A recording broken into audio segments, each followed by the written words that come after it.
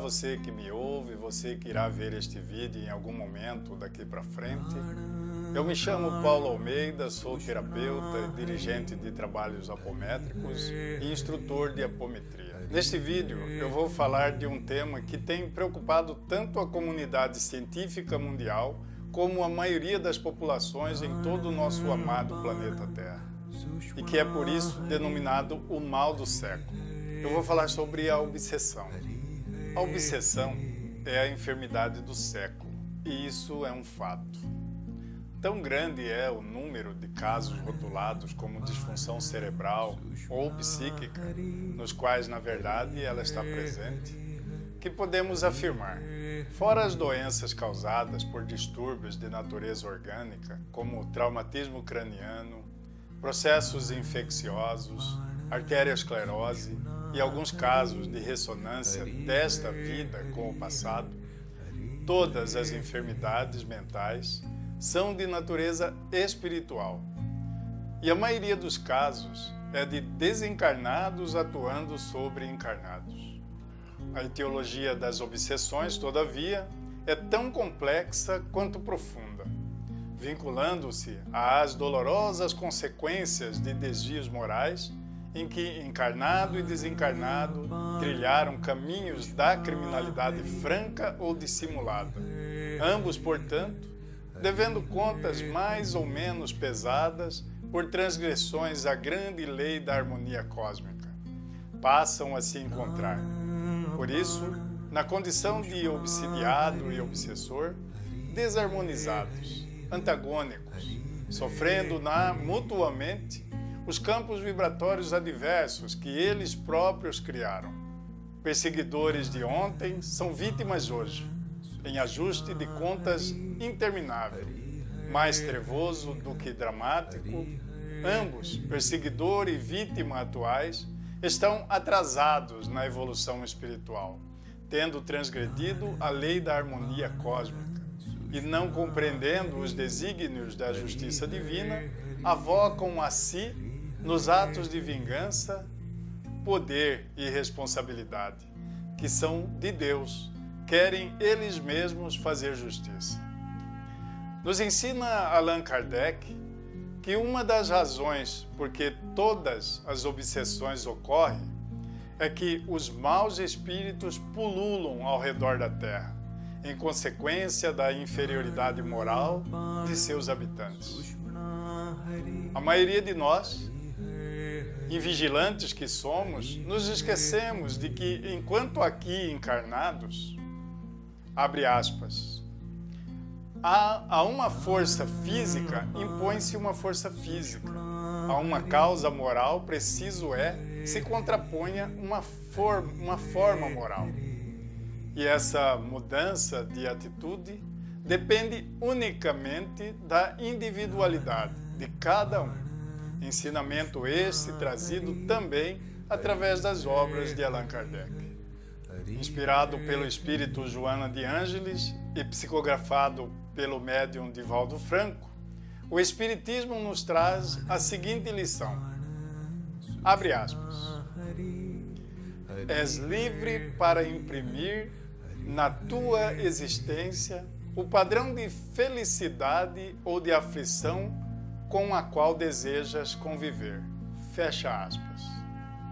Entretanto, entre aspas, a obsessão muito prolongada pode ocasionar desordens patológicas e requer, por vezes, um tratamento simultâneo ou consecutivo, seja magnético, seja médico, para restabelecer o organismo. Fecha aspas. Ensinamentos esses encontrados no Evangelho segundo o Espiritismo, capítulo 28, escrito, codificado por Allan Kardec.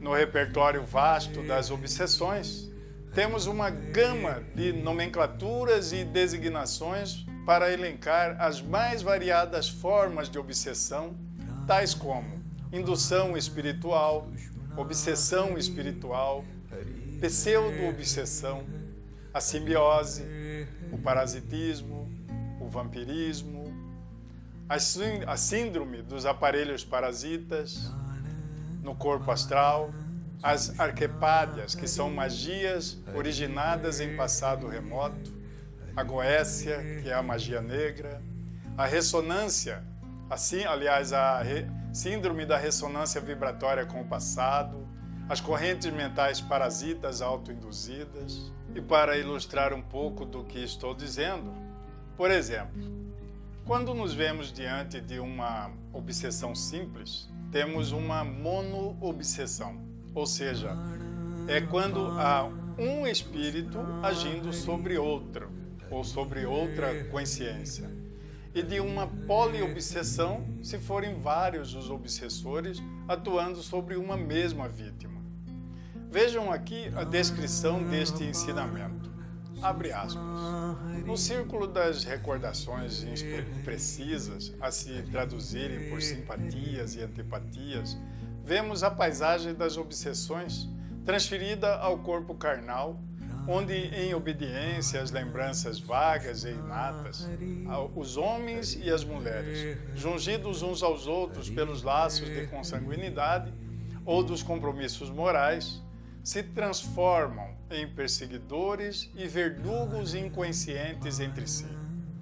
Os antagonismos domésticos, os temperamentos aparentemente irreconciliáveis entre pais e filhos, entre esposos e esposas, entre parentes e irmãos, resultam dos choques sucessivos da subconsciência conduzida à recapitulação retificadora do pretérito distante.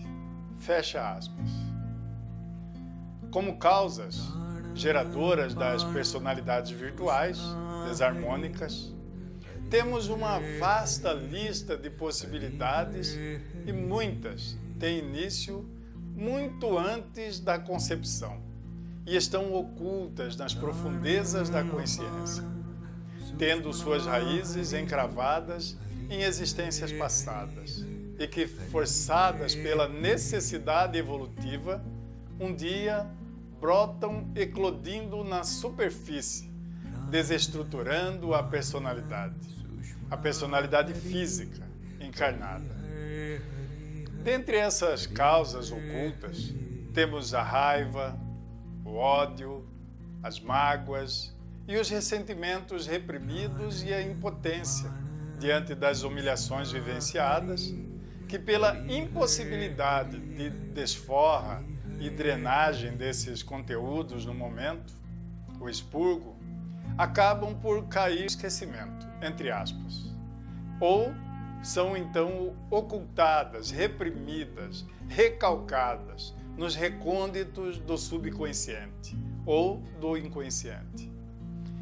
Existem também as vivências agradáveis e prazerosas, onde não faltaram os recursos materiais, os prazeres mundanos, o poder, o prestígio social, a intelectualidade e influência, gerando intensos apegos, na mesma forma, na mesma medida, proporcionadores das desarmonias espirituais.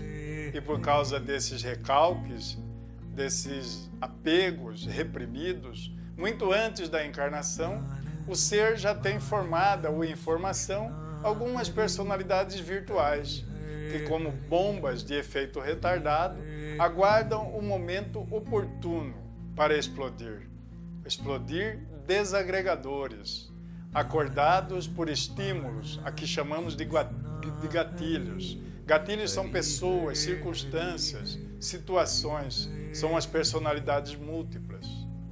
Nessa mesma linha de raciocínio, ou seja, de perturbação, formada por afinidade, a personalidade múltipla mais forte se torna dominante, revoltando-se contra a parte encarnada, dando origem à auto-obsessão, que ocupa lugar avantajado na escala das desarmonias psíquicas, não podendo ter o que tinha antes, nem ser o que havia sido, julga-se injustiçada, vítima, retirando-se e retirando as demais que lhe são afins do eixo encarnatório, gerando graves prejuízos à personalidade física encarnada, à personalidade real, atual, drenando e desperdiçando energias que poderiam ser canalizadas para outros fins.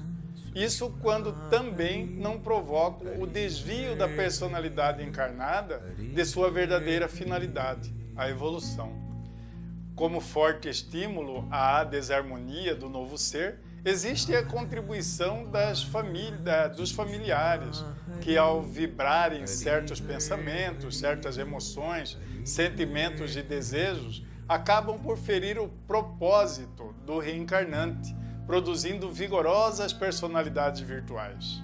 Ao longo do processo evolutivo, o ser vivencia as mais diversas personalidades nos mais diversos momentos e nas mais diversas situações e quase sempre, tendo que representar vários papéis, conscientes e inconscientes ao mesmo tempo, submetido a certas injunções em virtude de compromissos familiares, de dependências ou obrigações que a vida lhe impõe, fazendo o que não lhe agrada, mas não podendo mudar nada, submetendo-se, resignado, sendo obrigado a aceitar e a concordar, atuando contra a sua vontade, contra seus desejos, contra seus sonhos e propósitos, acumulando um verdadeiro patrimônio de frustrações que um dia terão que ser ressignificadas, estes que chamamos em psicologia de postulados de caráter.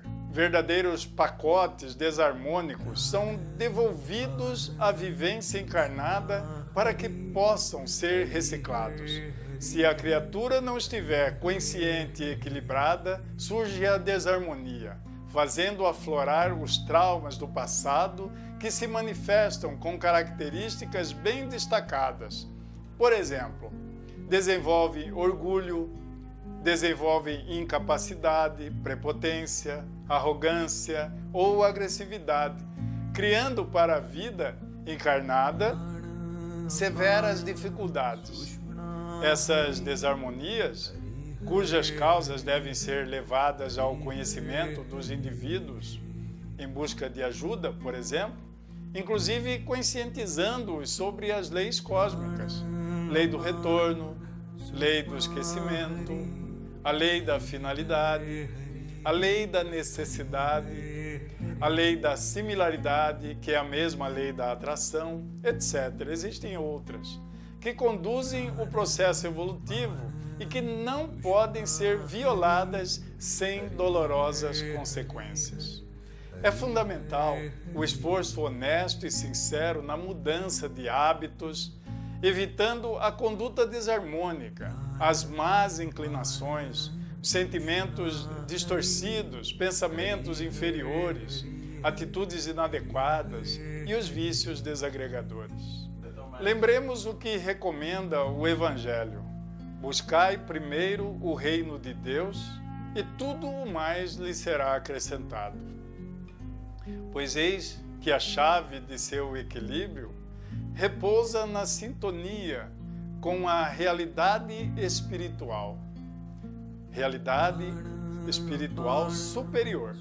A instalação ou a implantação de aparelhos parasitas fixados no sistema nervoso, por exemplo, são casos que se incluem entre obsessões complexas. Há anos, vem se constatando casos de pequenos e estranhos aparelhos colocados com muita precisão e perícia na contraparte astral do sistema nervoso das pessoas. Esses aparelhos aparecem aos videntes como se estivessem fixados no corpo físico, já que o corpo astral se sobrepõe a ele. Como este corpo espiritual tem fisiologia em tudo semelhante à fisiologia física, qualquer perturbação de seu funcionamento fatalmente repercute no corpo físico, decorrido pouco tempo. No início dessas observações, pensou-se que a surpreendente presença desses aparelhinhos, entre aspas, só pôde ser descoberta porque os médiuns estavam desdobrados pela apometria, permanecendo na dimensão espiritual durante toda a sessão de trabalhos. Ficavam em condições de ver em detalhes a estrutura astral e os desvãos anatômicos dos pacientes. Com o passar do tempo, observou-se que esta percepção também é resultado de simples clarividência, sem recurso ao desdobramento. E nos dias atuais, há uma explicação ainda mais plausível, que talvez esclareça a razão por que esses aparelhos não foram identificados há muito mais tempo. É provável que os médiuns, vendo, não possuem noção exata do que veem, ou seja, os aparelhos são pequeníssimos, é uma nanotecnologia e as pessoas que têm condições de vê-los raramente conhecem os detalhes anatômicos do sistema nervoso. Essa é uma possibilidade. Desde a primeira constatação, já se passaram algumas décadas. Era algo totalmente desconhecido naquela época. Não havia qualquer referência sobre o assunto, nem onde consultar, porque não havia obras que falavam sobre o assunto para o esclarecimento. O volume de casos atendidos, tratados e observados cresceu e hoje já são para mais de 1000 casos, com os mais variados graus de complexidade, sofisticação e gravidade de efeitos daqueles aparelhos. A finalidade desses engenhos eletrônicos sim, porque são sofisticados e é causar perturbações funcionais, provocar disfuncionalidades psíquicas na pessoa, em áreas como as da sensibilidade, da percepção ou áreas motoras. E outros centros nervosos, como núcleos da base cerebral e da vida vegetativa. Mais perfeitos e complexos, alguns afetam áreas múltiplas e zonas motoras específicas, com as correspondentes respostas neurológicas, parasitas, progressivas, atrofias, hemiplegias, síndromes dolorosas, etc., paralelamente às perturbações psíquicas. O objetivo é sempre diabólico: desarmonizar a fisiologia nervosa e fazer a vítima sofrer. A constante interferência no sistema nervoso provoca perturbações de vulto na vida vegetativa e, sobretudo, no vasto e nobre domínio da mente. As vítimas desse tipo de obsessão sofrem distorções quase imediatas na apreciação de valores, com desvios de conduta que terminam por lhes desestruturar e desestabilizar a personalidade. A técnica mais corrente é fixar o aparelho no cérebro ou ossos do crânio com parafusos especiais. Em seguida, são feitas ligações por finíssimos filamentos com diversas áreas do sistema nervoso central ou núcleo ao longo da medula, de acordo com o efeito específico desejado. Em alguns aparelhos, observa-se que recebiam sinais eletromagnéticos de controlada e variável intensidade, emitidos por enormes bases muito bem instaladas em locais de difícil acesso, no umbral. Eles afetavam continuamente determinadas áreas do cérebro, causando esgotamento, causando fadiga funcional, alterando o limiar da resposta fisiológica a determinados estímulos normais. Eram emitidos comandos anômalos e intempestivos para a área auditiva. Por exemplo, induziam a atitudes estranhas e ridículas, perturbando o convívio social da vítima. Sugeriam formas de autodestruição ou de automutilação e compeliam a toda uma gama de ações nefastas ou esdrúxulas, diretamente injetadas no cérebro, através daqueles pequenos aparelhos.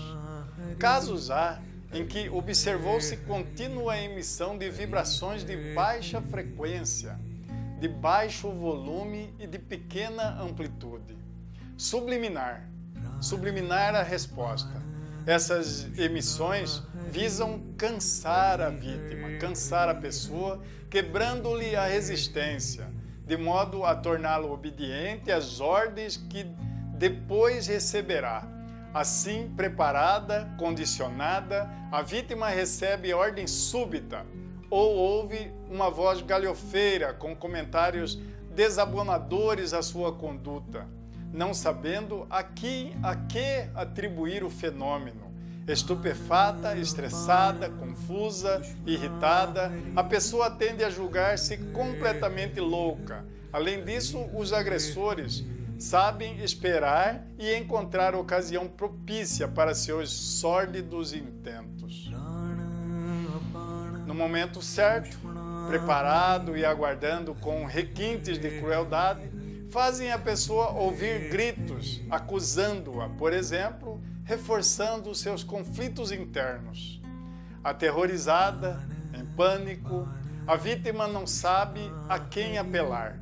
Desamparada e indefesa, não demorará a entregar-se por inteiro aos seus algozes, depois de se convencer de que não tem mais nada que possa lhe ajudar.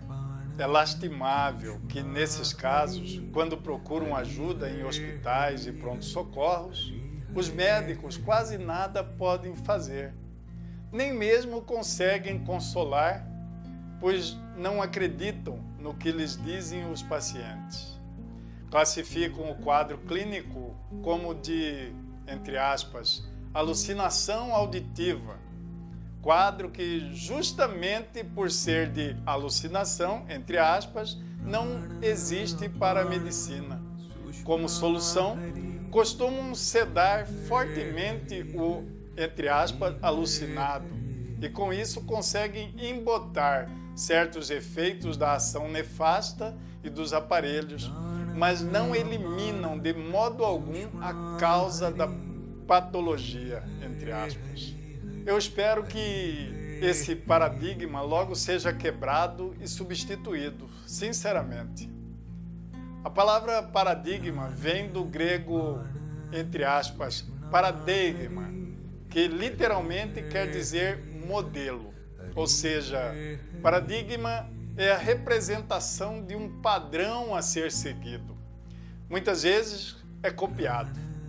É um pressuposto filosófico, uma matriz, ou, se você preferir, é uma teoria, um conhecimento que origina o estudo de determinado campo de pesquisa. Ou melhor ainda, é uma realização científica com métodos e valores que são concebidos como um modelo a ser seguido, um parâmetro, uma referência inicial como base para estudos e pesquisas. Isso é um paradigma. Já se sabe hoje, em virtude da maioria dos casos, que 80% das doenças se iniciam no corpo astral. E por essa razão, pode-se deduzir que nas eras vindouras a medicina será integral. Isto é, um grupo de médicos terrenos atenderá às mazelas patológicas físicas, ou seja, do nosso corpo físico, trabalhando ao lado de outro grupo de médicos desencarnados. De verdade, isso já acontece. E são eles que se encarregam do corpo espiritual, de todos os nossos corpos sutis. E assim continuará sendo.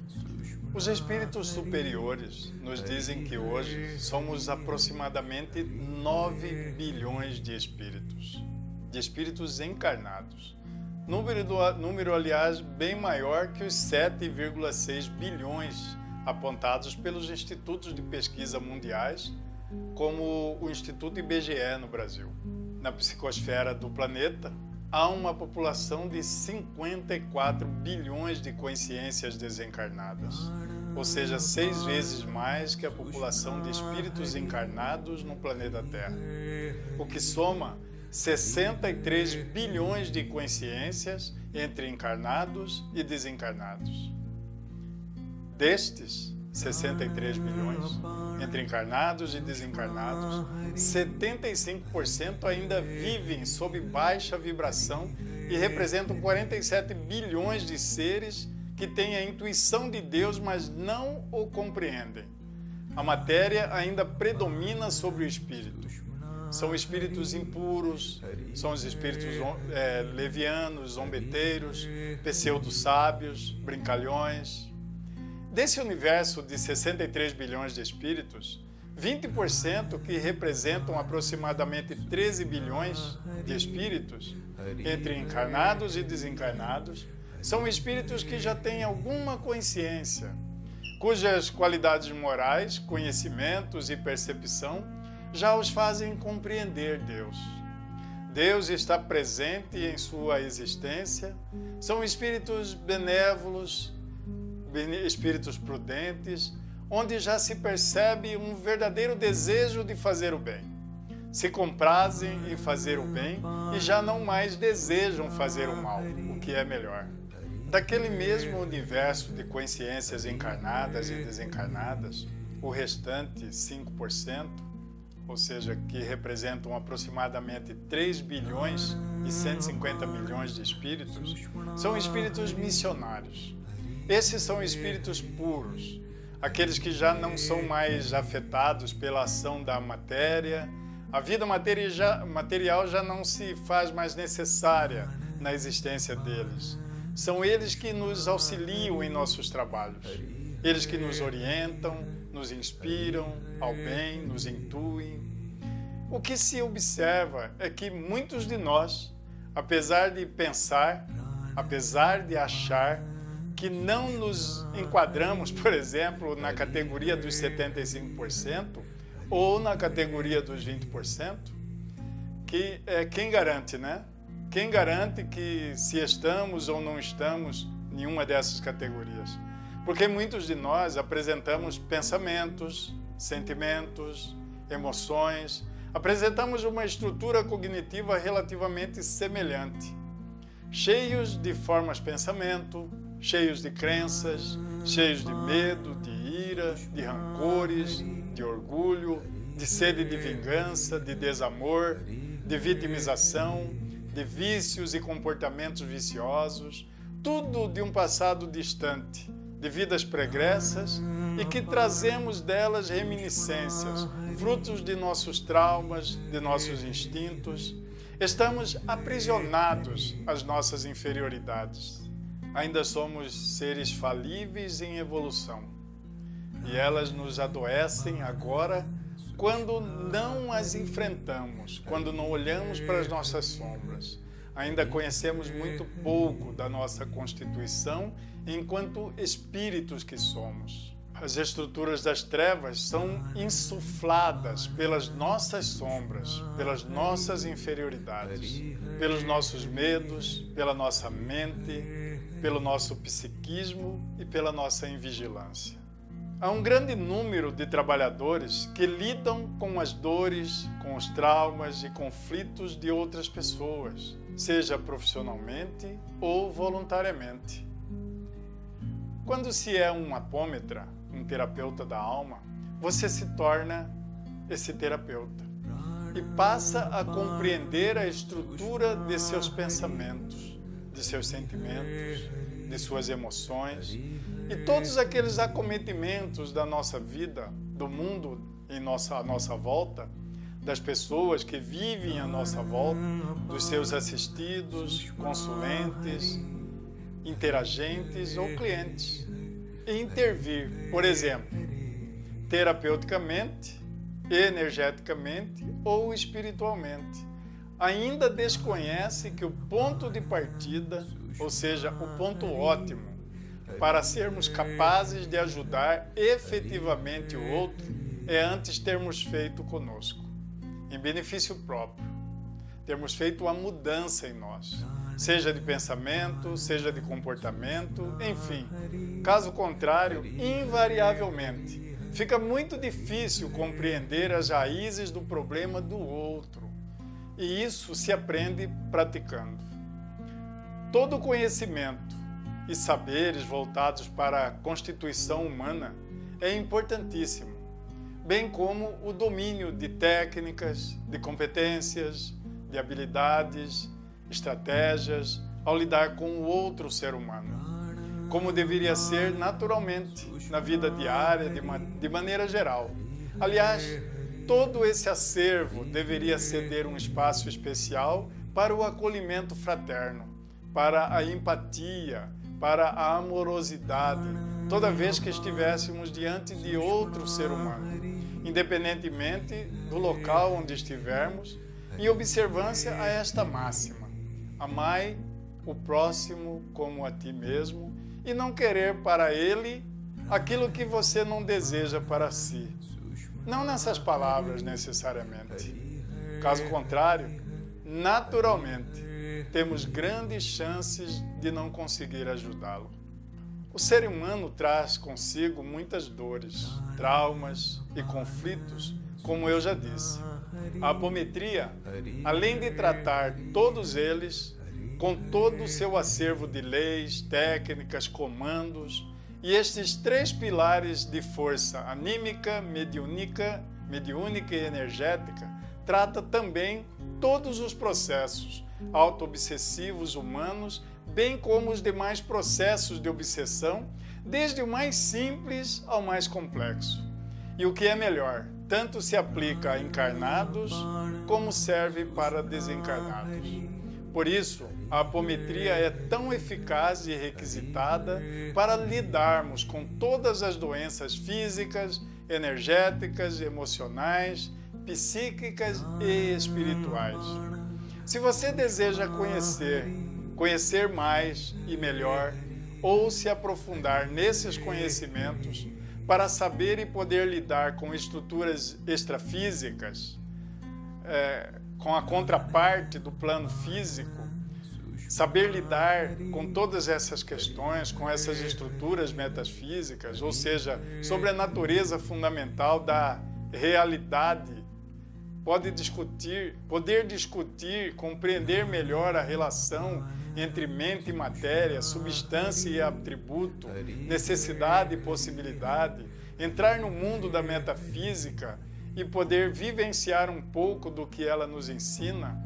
Siga nossa página nas redes sociais, mande-nos uma dúvida, mande a sua pergunta, qual é a sua grande dúvida sobre esse tema e outros relacionados à espiritualidade, que nós teremos o maior prazer em responder para você. Esses conteúdos específicos sobre a apometria proporcionarão uma ideia a você de como é possível investigar, detectar, lidar e combater, retirando esses fragmentos astrais nocivos, como formas de pensamento, miasmas, chips, bactérias astrais, obsessão eletrônica. Você compreenderá como se realiza um diálogo respeitoso e propício ao esclarecimento, ao acolhimento e ao encaminhamento de espíritos sofredores, espíritos obsessores, cobradores do passado, espíritos zombreteiros, brincalhões, espíritos que por alguma razão se passam por magos negros, por feiticeiros, por bruxos, magos do passado, a lidar com processos de magia, acordos, contratos feitos em vidas passadas e aos quais a sua personalidade física encarnada ainda se encontra presa. Você passará a entender o quanto as influências e interferências desses seres, dessas consciências desencarnadas, que povoam a psicosfera do planeta Terra, promovem esse que é o mal do século, ou seja, a obsessão. E o que é melhor, como você pode identificar e lidar com tudo isso em benefício próprio e em benefício dos seus entes queridos e das pessoas de maneira geral. Também compreenderá um pouco mais da constituição humana, do homem setenário, enquanto espíritos que somos, desse agregado humano que se assemelha a um condomínio, como é e qual é a função e a finalidade de cada um desses corpos sutis que integra nossa constituição e nossa vida, bem como aprenderá a acessar esses corpos espirituais, esses corpos sutis, desdobrá-los em subníveis de energia e tratá-los, harmonizá-los, além de saber identificar e como lidar com as personalidades múltiplas, com as subpersonalidades e os elementos espiríticos, de maneira geral, que povoam a nossa mente e a nossa estrutura psíquica, causando-nos uma série de confusão mental. A esquizofrenia, por exemplo, entender qual é o mal que essas partes de nós nos causam e como e por que o fazem. E a boa notícia que eu tenho para você é que tudo isso tem como resolver sem estigmatizar a pessoa, sem rótulos, sem medicamentos. Um dos grandes e mais benéficos resultados que eu asseguro a você que me ouve neste momento, você que irá ouvir esse vídeo em algum momento, que nós conseguimos alcançar, e esse alcance vem gradativamente ao longo do exercício e da prática, quando o autoconhecimento e a autocura vão acontecendo aos poucos, gradativamente, de maneira crescente, de maneira constante e gradativa, porque se faz inevitável, já que ao se colocar, ao se predispor à prática apométrica, como um terapeuta da alma em benefício do outro, dando um pouco de si, com respeito às individualidades, com amor, que, diga-se de passagem, é a regra de ouro da apometria, olhando para as próprias sombras, se permitindo com humildade, com sinceridade, observando a justiça divina, a misericórdia divina, aprendendo e se lapidando como uma pedra bruta a si mesmo, buscando os aprendizados de cada experiência, cada atendimento, cada vivência, cada revelação vindo dos espíritos de luz, dos socorristas, dos trabalhadores incansáveis do plano astral, do plano espiritual, que se dedicam tanto e amorosamente para nos tirar dos processos auto-obsessivos, que na grande maioria das vezes culminam em grandes processos de obsessão complexa. O grande mal do século. Esse resultado é a nossa própria cura. A você que assistiu até aqui, até o final deste vídeo, meu muito obrigado. E até uma próxima oportunidade. Namastê.